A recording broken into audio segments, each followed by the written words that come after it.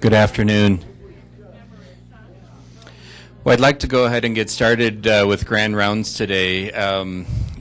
It's my pleasure to introduce Dr. Peter Lee today. I met Dr. Lee almost exactly 12 years ago when I was a pediatric endocrinology fellow. Dr. Lee did his medical school in my neck of the woods, which was the University of Michigan, as well as residency there, and then pediatric endocrinology fellowship at Johns Hopkins. And his career has been studying puberty, the onset of puberty, disorders of pubertal development, and sexual disorders. And some of the early assays to try and identify how could we know hormonally when somebody was in puberty, as well as a lot of the treatments that we use for precocious puberty. And so he's also been involved looking epidemiologically at how when does puberty start, and is the change for puberty or the timing of puberty changing over the years? And that's the topic that I asked him to address today for our general pediatric audience is what are the data for the change in the timing of puberty? So Dr. Lee. Thank you, Brad. It's a pleasure for me to be here. I feel sort of a kinship for Minnesotans for a couple of reasons. One is that I've been told for years that northern New York, where I grew up, is much more sociologically like Minnesota than it's like the rest of New York. I don't know if that's true or not. The other is that I married 100% Swede who loves Minnesota, and so it's a pleasure to be here. Also, and I'm curious if there's anybody that was here 40 years ago when I was here in 1974 and gave grand rounds. I think it was on the other side of the river probably, but I'm curious if anybody was here at that point in time. I probably talked about puberty. That's great. That's great. Well, at any rate, Brad's introduction was very good and to the point because for more than 40 years, I've been interested in evaluating and understanding puberty, and I didn't know he was going to say this, but with early radioimmunoassays and then a longitudinal study of the age of puberty in children, and over the decades subsequent to that, most of what I've not most, but a fair amount, has been in relation to precocious puberty. One thing I didn't have to do 40 years ago was a disclosure, but here's my disclosure. And with that having been taken care of, I'd like to have us think about three different questions today. One, in relation to the fact, while there is evidence of a secular trend of earlier puberty for more than a century until the 1950s, I think it's a valid question of whether or not this trend is continuing. The second question, which is probably more pertinent, is the question about do recent reports verify whether puberty actually is occurring earlier or whether the initial physical changes of puberty are starting earlier, and how I think we need to think about how the early physical signs of puberty relate to puberty or whether they necessarily relate. And then also the very popular topic in relation to obesity and the question of does obesity impact hormone levels in early puberty, and I would ask, could it all relate to increased estrogen levels? The media clearly has accepted that puberty per se is starting earlier. And You can see this quote with this picture implying perhaps that something terrible is going to happen to these girls as they go around the corner on their bikes because puberty is happening, pointing out that puberty is happening significantly earlier than in the past. And again, I hope you've heard me implying that a little bit of physical change of puberty does not necessarily mean that puberty is happening. But the media are buying into that, and this same recent study was given 5 stars by 2 different agencies because they point out not only is puberty starting earlier, but obesity is playing a role in this trend. And they give data which we will go back and look at in relation to race, BMI, and even geographic location in relation to puberty. And you can see here the racial differences, plus the fact that they're saying that among Caucasian individuals, this onset is earlier than previously reported. I think it's an important point, particularly because, again, the media is talking about all of the terrible things that happen with early puberty, and I would ask if these really have been verified, such as lower self-esteem, depression, poor academic achievement, and the medical issues like obesity, hypertension, and cancers. We can talk more about those. You know, there's some evidence that they have led to these conclusions, but I would just think that we in pediatrics ought to be careful to qualify what we say.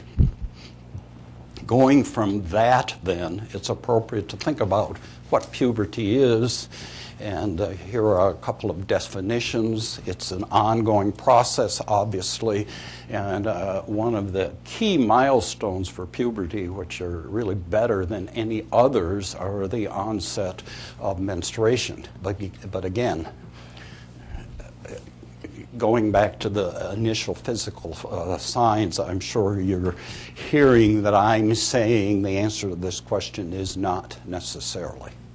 So what is puberty? We know that puberty is a process that occurs when the central nervous system stimulates through a variety of factors an increase in episodic GnRH secretion, which in turn stimulates the pulsatile LH and FSH release. And if puberty starts, the sex steroid synthesis stimulates the physical changes we're talking about, as well as germ cell maturation. And of course, there's a negative feedback mechanism involved with that.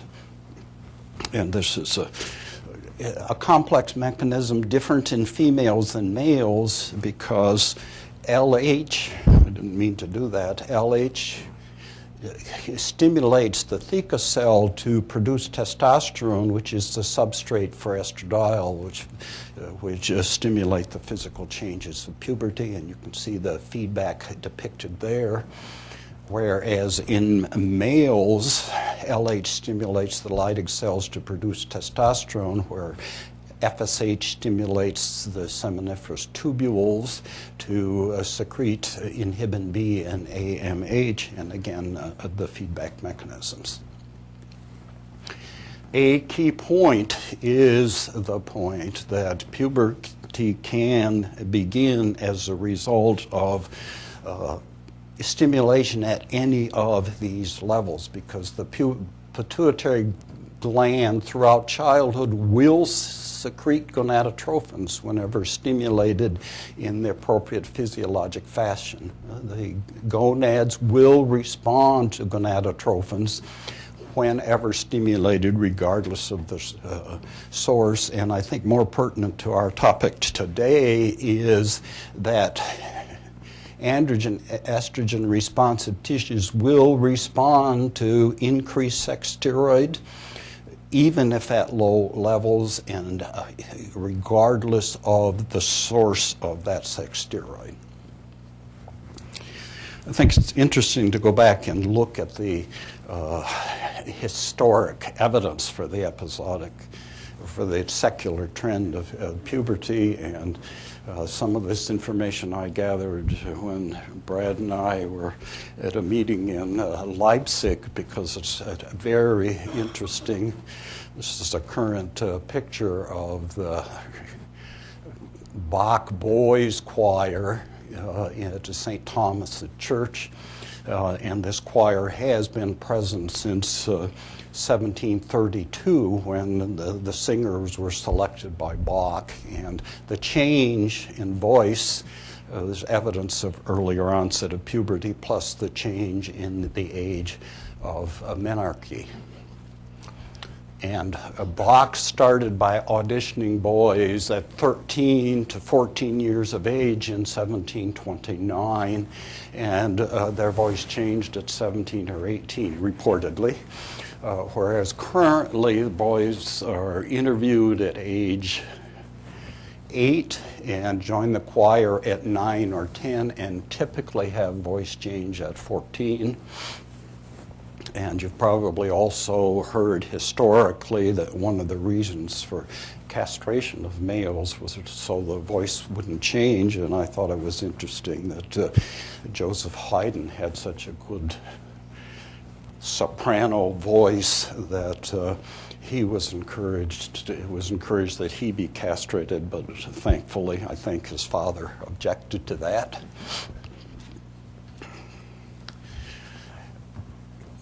Currently, it's recognized that the voice change is occurring at a younger age, and so the choir master starts to monitor boys from 11 to 14.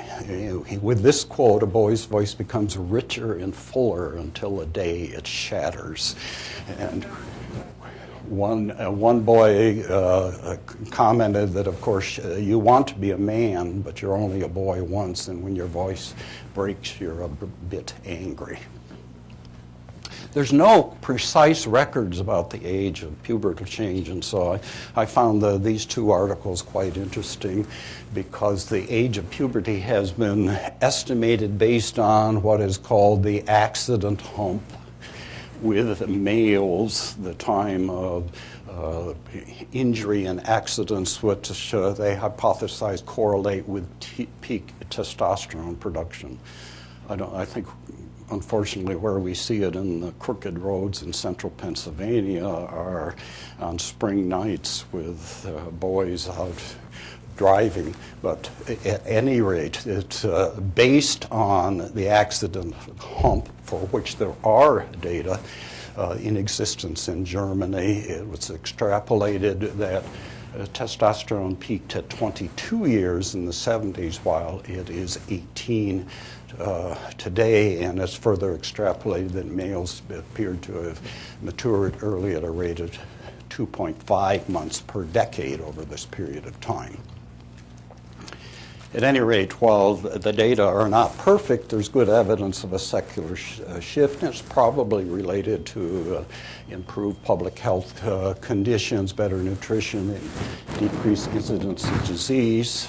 When you read about this, and people talk about this now as well, the separation of biologic and social phases of life that can lead to social problems. I also found it interesting in this article that because those of us that are endocrinologists realize that there is manipulation of puberty in boys and sometimes girls in an attempt to turn off puberty so they grow more. But it's interesting that the Leipzig Boys Choir now has refused to consider giving something like GnRH analog to prolong the soprano voice, refusing pharmacology to replace the bygone castration. So that's the information I was able to find in relation to voice change. You're probably familiar with the data in relation to the secular trend. And going back and talking about Scandinavia, and back then and still now, the Scandinavian countries have the best epidemiologic data about the incidences in relation to health and many other things. And so you can see here that Norway, Sweden, and Finland have the best data showing the decline in the age of menarche over 150 years. If you will look after 1950, it's not clear that this trend is continuing. This is Italy, that green is Croatia. There may be a leveling of that effect. The Netherlands data has been carefully assessed and interpreted to say that the trend is not continuing, at any rate. Our question relates to whether this trend is continuing, and there's no clear evidence that menarche is occurring earlier now than it did in 1950, and I cited 4 references here. Although, depending upon what the statisticians do with their statistics, some have suggested that there may be a variation of up to 2.5 months. This recent publication, I think, is very interesting because this depiction shows the normal distribution of menarche. And of course, if it's a biological phenomena, it'd be good to see that. And the Kaplan-Meier curves based on the incidence of menarche for these 2 populations of white and African Americans, showing a normal distribution nowadays in relation to the timing of puberty, with no skew at the bottom toward an earlier age for each subset of the population. And indeed, if one plots the percentage of individuals that have experienced menarche, here you can see for over the last several decades, they superimpose very nicely. The Herman-Giddens data, which really brought attention to this question of shifting of puberty, only collected data up until age 12. But I think it's very interesting that these data, including this most recent publication, shows a very similar curve in relation to the onset of puberty. Moving then, I didn't mean onset of puberty. Moving then from age of menarche to the onset of puberty, the depiction of these data from 5 recent studies show somewhat similar curves, although we will look at them and look at breaking them down. This most recent study that Frank Bureau was the first author on is funded by the Breast Cancer Environmental Research Program, and indeed their mean levels are not particularly different at the points at age in 10 years that is shown here. If you look at their data, and it was broken down and compared with the Herman-Giddens or the PROS data, and this line is the overall data from the population studied in this longitudinal study. The dashed red line is the portion of the population that had a BMI of less than 85, and this is the line for the individuals that had the population of greater than 85. And so you can see at 7, whereas the overall study said that 30% of girls had breast development by age 7. It's 14% that had this at when one looked at those with a BMI less than the 85th percentile for the study, and that's very similar to the Herman-Giddens data at 13%. The NHANES study data which John Himes was very much involved in the evaluation, are shown here, broken down by the white and black and Mexican American. The NHANES data did not begin collecting information until age 8. Remember, I just showed you 13, 14% for these other two studies we just talked about. But if one extrapolates this curve back, it would probably fall at about the 13 to 14% for the black population. Again, that's the black population switching to the white population in the same breakdown with the percent at age 7. You can see while it's 10% for the entire group, the group that were at the 85% cutoff and below for BMI is 3%, and that's similar to the 3% in the most recent study, the Herman-Giddens study, and the NHANES study that we just looked at. It's hard to know how to compare these data because, in fact, this longitudinal study that we've just been talking about determined that Tanner stage 2 development, a longitudinal study, they determined that Tanner stage 2 development began at the halfway point between when 1 and 2. And so that's maybe a 3-month difference earlier, as it kind of skews the data in relation to that. And so it's, it's, as with much of this, it's very hard to compare the data. This more recent study, I wanted to show you the distribution curves showing that for this study, which is a cross-sectional study involving a fair number of individuals, these are the white individuals, has a normal distribution curve. And so this population, again, there was not a skew to a younger age. And so if one looks at overall at breast development from the 50th percentile and where available the 25th and 75th percentile, and these are arranged as much as possible chronologically over the time the data were obtained, you can see a decrease in the age. It's hard to know what this means.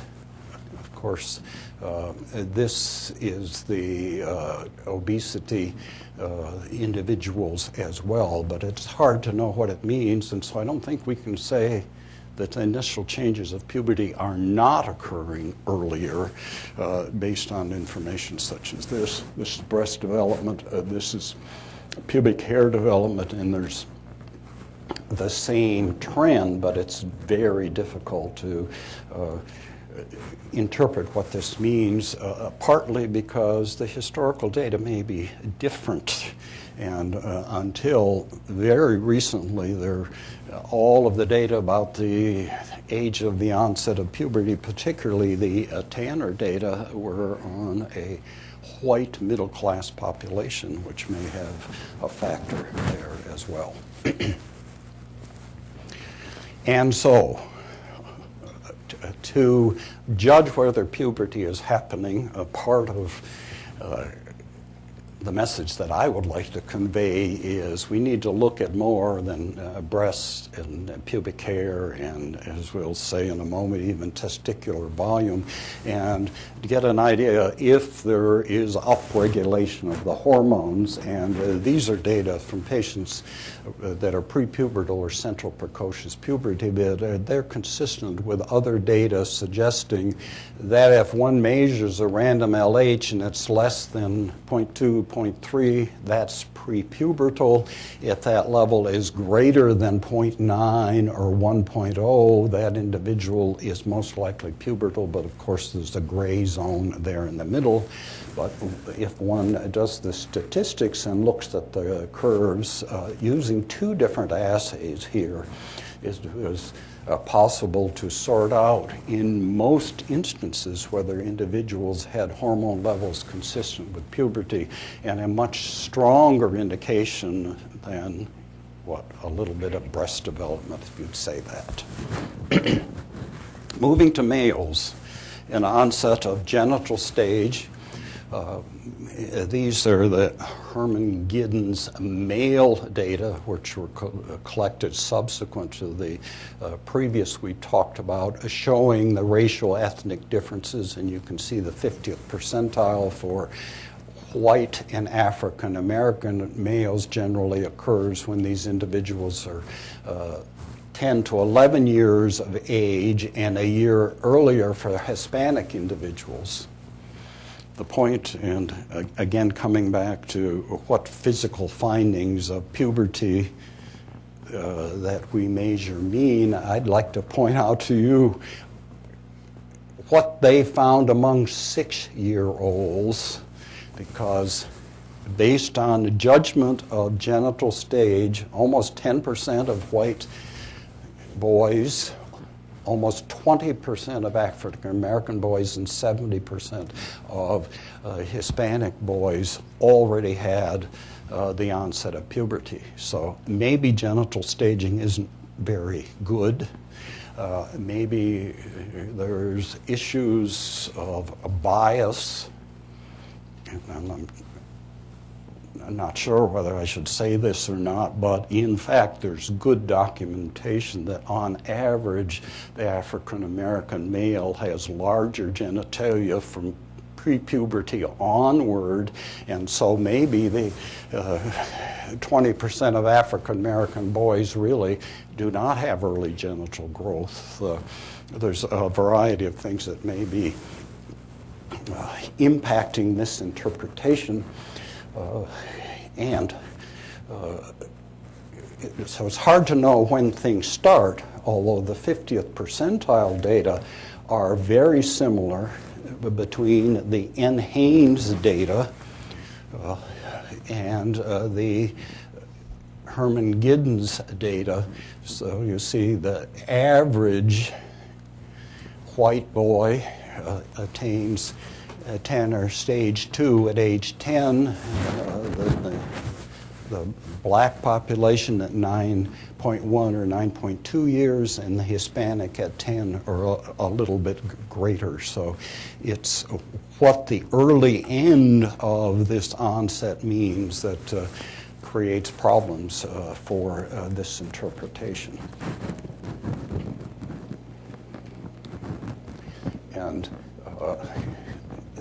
these are the data looking at the 50th percentile for the onset of pubic hair, and you can, you can see similarities between the ages for the N-Haynes data and the Herman-Giddens PROS data, and even for the more recent data. So the middle range, or the average age of onset of puberty, is less bothersome than when one looks at the early limit of onset. And we just looked at the early onset for genital stage 2, for pubic hair stage 2. These data being from Herman-Giddens, you see that 2% of Hispanic and white boys, 2 to 3, have pubic hair while they're age 8, but again, almost 6% of African American boys were judged to have pubic hair. So again, is this a good index of puberty? I alluded to testicular volume before, and these are data that Juan Sotos has been working on for years, which he published, and I think they're excellent data and make several points. Backing up a little bit, you know, if you look at data in terms of increased testicular volume, sometimes it's said that testicular volume greater than 3, sometimes it's said testicular volume greater than 4 is evidence of the onset of puberty. Juan Sotos, who of course is well known for Sotos syndrome, and also if you thought when I said I was here 40 years ago that I must be old, let me tell you that Juan Sotos, who still works every day, graduated from medical school in 1950. So he's a master clinician, and published this after considerable work comparing ultrasound determinations of testicular volume with his determinations of testicular volume using a highly mathematical formula.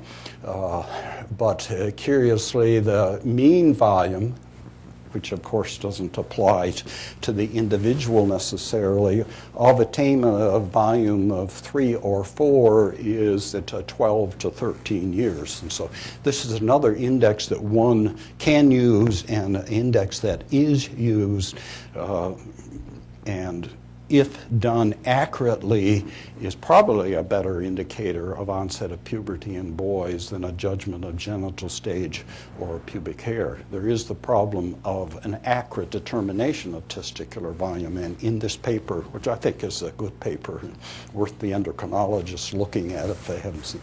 In this paper, he also points out the thickness of scrotal skin, and of course on physical examination, if you're estimating the volume of the testis, you need to take into account how thick the scrotal skin is, and then of course other structures around the testes. At any rate, the testicular volume data over time aren't as impressive as the other, these being the 50th percentiles for Caucasian individuals, and these being the 50th percentile for African American and Hispanic from the Herman Giddens study, for which there are not previous data. But this doesn't suggest a whole lot of change, just like Menarche data doesn't suggest a whole lot of change for females. Again, I would go back again to the hormone verification for males, and again, mean data don't help with the individual, but if one has an LH or a testosterone level, and to some degree an inhibin B level within the pubertal range, that's better evidence that puberty is happening than anything that we can determine on physical exam. And the difference in the racial ethnic groups is pointed out by inhibin B levels, with the a black population as shown here with the white bars proceeding through puberty as the other data suggests. So hormones need to play a role. So while I'd admit these data are not highly conclusive, they suggest a trend toward an earlier onset of physical changes of puberty, but again go back and ask the question whether these really indicate that puberty is happening with increased pubertal sex steroid progression, or whether there's an early non-progressive changes as a consequence of some increased estrogen or testosterone-like effect. And that leads us to the transition to the last question in relation to puberty. And I find it interesting, if one reviews the data on the relationship between growth and puberty in obese boys in relation to tall stature and bone age advanced, that there's no question about what obesity is associated with increased height and advanced skeletal age. But if one looks at the data available for the relationship to physical changes, there's some that said puberty's early, some says it's normal, and some says it's late, and I would interpret that to mean there's probably not an impact of obesity, a clear robust impact on relation to puberty. And in fact, if one looks at testosterone levels in obese boys, there's the same problem with prepubertal boys having been reported to have increased normal or low testosterone levels, and pubertal males reported to have low or normal testosterone levels. Of course, that may be related to sex steroid binding, but it certainly doesn't suggest that puberty is happening earlier. Among girls, I would suggest that increased circulating of estradiol levels may be independent of the onset of puberty, the same theme again, and that these early changes may not be followed by progression. And so again, hormonal documentation or following over time needs to be done to document that puberty has happened. The endocrinologists talk about the donut sign, and I think that's a fair thing for pediatrics to be aware of, because number one, to determine whether breast tissue is present or not needs to do more than look. One needs to palpate, and if one palpates directly over the nipple and the areola and feels a lack of tissue, a hole in the donut, if you will, with firmer tissue around the periphery, that suggests that's fatty tissue or adipose tissue, whereas if one palpates and feels a disc of firmer tissue, that's suggestive that that's breast tissue. And in fact, obese girls often do have breast tissue. And that's why I think it's so important for the study that Bureau reported, this longitudinal study, to tell us in subsequent years about the progression of puberty. Because I don't question whether breast tissue is there, but at least based on my clinical experience, the little overweight girl that has a little bit of breast tissue at 6 still has a little bit of breast tissue at 7 and 8 and does not progress into puberty until the age that you would expect that to happen. You know, the data are impressive.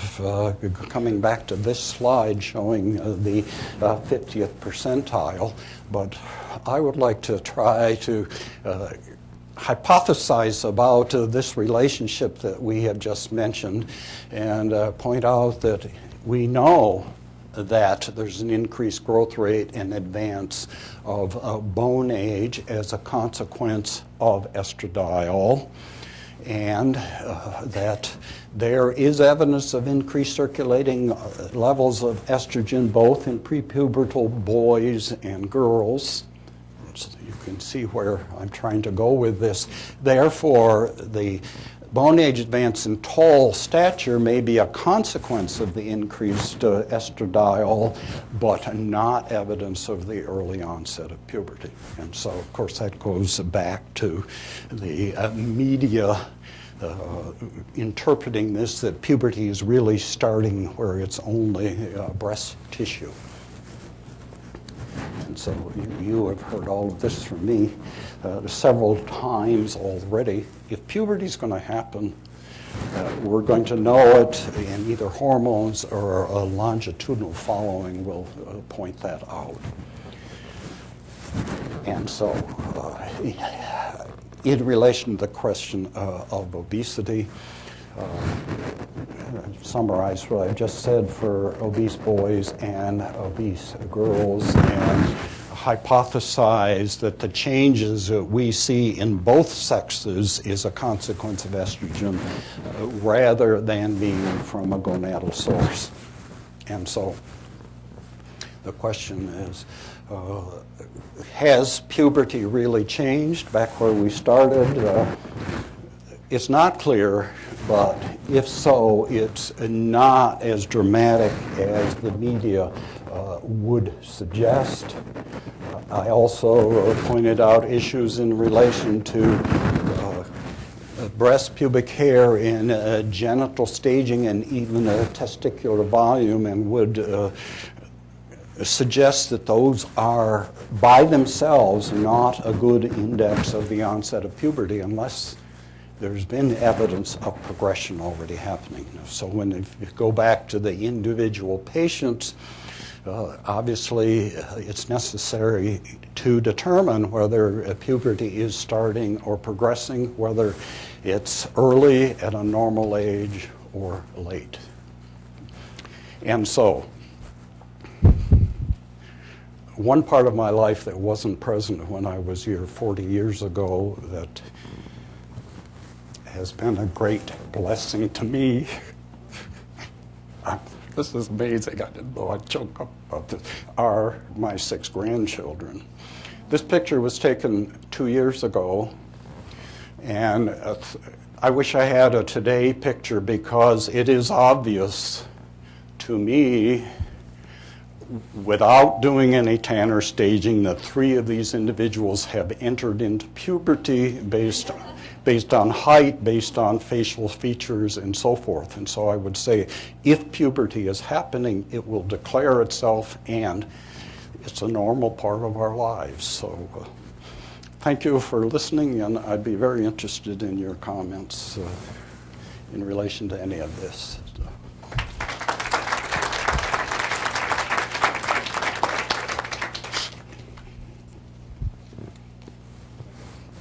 Any questions, comments, challenges?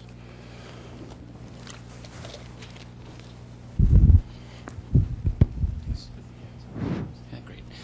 Peter, thank you for that wonderful review.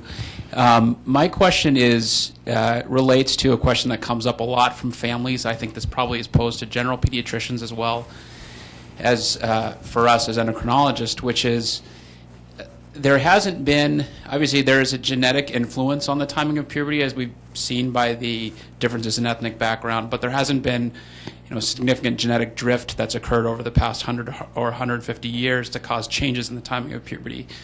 So in terms of the environmental influences, what's your take on many of the controversies that have occurred in terms of different plastics, which there have been isolated examples of, hormones from cow's milk, et cetera, and how those may have played a role in maybe influencing this timing piece? That's a good question. There's certainly been all sorts of implications in the media in relation to that.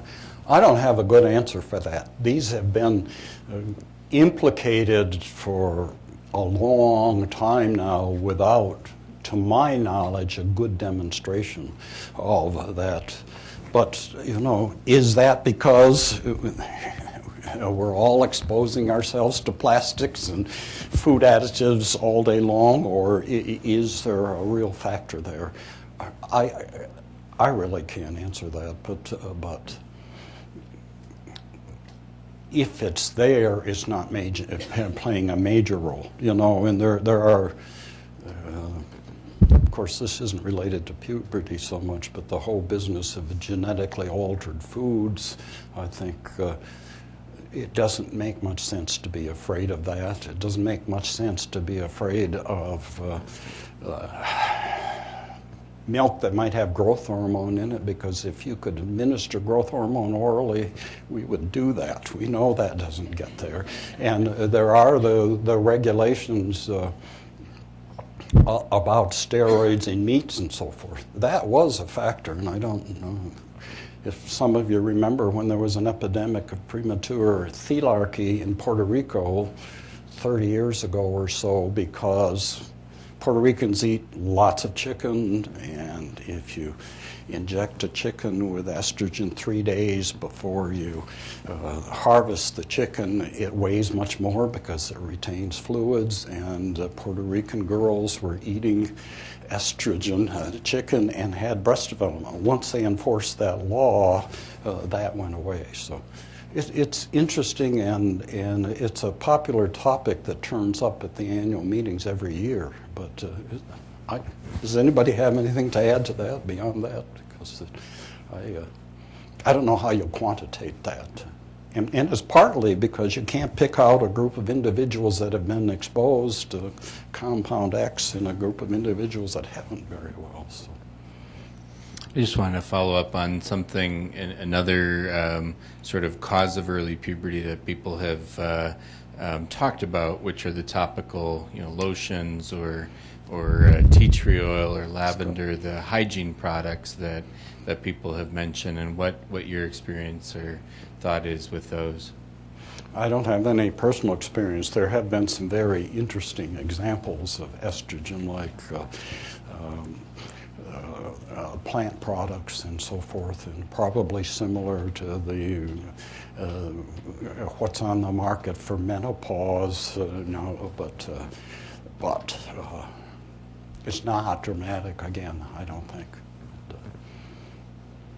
The other question I had when you were talking, Tanya, you have a question? So when you were talking, when you were talking about the timing of puberty hormonally, and saying some of our physical signs aren't by themselves enough, our growth rate, our bone age, but the hormones are episodic. And so when we think about what's our best marker to say somebody's actually in puberty, is it the whole gestalt, or as Dr. Ainsley said last night, is it the mom? That is the best marker of the child's in puberty. So that question relates to is there a temperament that obligatorily goes along with pubertal development? And like most things, it's not that simple, and so it's the overall picture of things. As my grandsons, they're getting taller, and their facial features are changing, plus everything else that I'm sure is going on, plus hormones, if you have the advantage of that, to tell you that puberty is happening. Of course, you need time for that, and so this afternoon, when you see someone in clinic that's got a little bit of change, you have to decide where to go with that. I had a comment and a question, although I think you've kind of partly done that. The comment was on the question about environmental exposures, and in particular plastics, because that's an area of my interest. And I was really interested in your slide showing that there's little evidence of change within the last 5 decades since plastics were really introduced in the 40s and 50s. And so I would have expected there to be more change rather than less in the last half century versus the previous 3 centuries. So that was interesting. Good point. My question was very similar to Brad's. I was also asking about the use of LH as a really good marker for these studies, since LH is so pulsatile, and wondering how that was measured. Well, and I think when we think of hormone documentation, there's a chance with measuring almost any hormone that is not going to help you. But if that hormone is in a specific range, it is helpful. And so if you measure an LH using 3rd generation assays and it's greater than 1, that's consistent with pubertal gonadotrophin secretion. And if you measure, and I'm repeating myself, if it's less than 0.2, that's consistent with a lack of puberty. Of course, and there's the gray zone in between, which is partly in relation to the pulsatile release, I'm sure. But that has to be taken in context with what else you see. I mean, if you see a child with breast development and it's sort of impressive, and mother says it's advanced in the last 4 months and the LH is 0.4, they're thinking more about puberty than if it's 0.4 and mother noticed it last summer and there's been little change since that time. So there are a lot of hormones like that, in that if they're measurable in a certain range, they help you, but if they're not, that doesn't help. So I think that's another important point when we're talking about what's the normal range of puberty. What we're trying to identify is when should we be worried. And so I think one of the keys that we want to take home from this is that if you're really young and you're seeing rapid progression, we have to investigate and find out why is this happening, versus there's a small amount of change and it's not progressing. How aggressive do we need to be to really sort that out? And exactly, and particularly if there's an increased growth rate, because if puberty is progressing in a girl and it's really puberty, she's growing at an increased rate. Whether or not you can document that's a different issue. It's the whole picture. So. Yeah, and that's challenging because one of the patients I saw this morning is a very overweight girl who is gaining ground in terms of growth but doesn't have any puberty development, and so that ends up being a population that is more difficult to sort out because of that concern. For more than one reason, yes. Yeah. Good. Great. Well, thank you very Any other much. It's questions? been a Thank pleasure you. being here. I'd be glad to talk with anybody else if they want more. Thanks.